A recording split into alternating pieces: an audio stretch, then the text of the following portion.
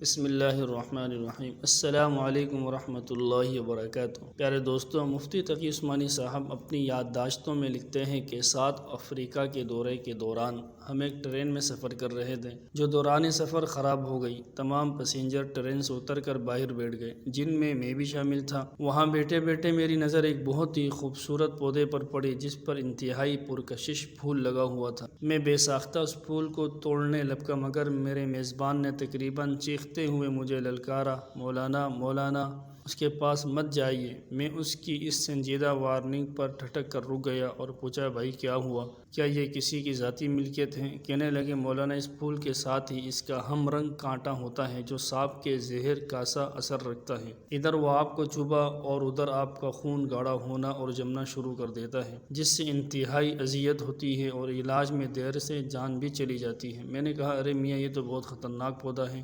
حکومت کو اس کے گرد یا تو باڑ لگانی چاہیے یا پھر کوئی تحریری وارننگ اس کے ساتھ کھڑی کرنی چاہیے۔ وہ کہنے لگا، مولانا، یہاں کے لوگوں کے لیے کوئی مسئلہ نہیں ہے، اجنبی اس کا شکار ہو جاتے ہیں۔ پھر وہ اٹھا اور بہت احتیاط سے اس پودے کی جڑ کو کھودا اور ایک ایک جڑ نما چیز نکال کے لایا۔ کہنے لگا، مولانا، ایسے ہر پودے کے ساتھ ہی نیچے قدرت نے اس کا علاج بھی رکھا ہے۔ آپ اس پانی سے بھری جڑ کو جو ہی چبا کر چوستے ہیں، اس پودے کا زہر اسی لمحے نیچرلائز ہو جاتا ہے اور یوں وہ صرف عام کانٹا رہ جاتا ہے۔ ابھی میں نے یہ جڑ نکال لی ہے، چند گھنٹوں کے بعد ویسی ہی تریاک سے بھری جڑ پھر تیار ہو جائے گی۔ اللہ نے جہاں گناہ کا پرکشش پودا اگایا ہے، وہیں اس کے پڑوس میں توبہ کا تریاک بھی رکھا ہے۔ جب زہر کھانے سے نہیں شرماتے تو تریاک کھانے سے شرم کیسی؟ جب اللہ معاف کرنے سے نہیں تھکتا تو تم توبہ کرنے سے کیوں تھک جاتے ہو؟ لوگ عام طور پر کہتے ہیں کہ جی یہ بھی کوئی توبہ ہے کہ روز توبہ کر لی پھر گناہ کر لیا، گویا رند کے رند رہے، ہاتھ سے جنت نہ گئی والا معاملہ ہو گیا۔ میں کہتا ہوں یہ شیطانی سوچ ہے، وہ کسی نہ کسی طرح انسان کو توبہ سے روکنا چاہتا ہے۔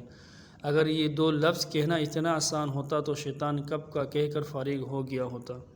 یہ بھی تو اس سے ادا نہیں ہو پا رہا۔ یہی دو لفظ تو اس کے اور رب کے درمیان آڑ بن گئے ہیں، بھلا وہ انسان کو انہیں ادا کرتے کیسے دیکھ سکتا ہے؟ توبہ مومن کا سرپرائز ہے۔ شیطان نیکیوں سے نہیں ڈرتا، اسے پتہ ہے میں ایک ہی گناہ ایسا کروا لوں گا کہ ساری نیکیاں ضائع ہو جائے گی۔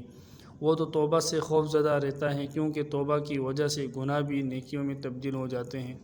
اولئک یبدل اللہ سیئاتہم حسنات، یہ وہ توبہ کرنے والے لوگ ہیں جن کی بدیوں کو اللہ نیکیوں میں تبدیل کر دیتا ہے۔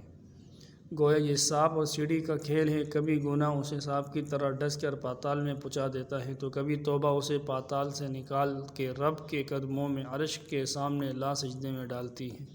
اس لیے جب بھی ہم سے کوئی گناہ ہو ہمیں فوراً توبہ کر لینی چاہیے، کہ جس طرح گناہ کر کے ہم اپنے رب سے دور ہوئے، توبہ کر کے ہم اسی طرح اس کے قریب بھی ہو سکتے ہیں۔ اللہ تعالیٰ مجھے اور آپ کو عمل کی توفیق عطا فرمائے۔ وعلیکم السلام ورحمۃ اللہ وبرکاتہ۔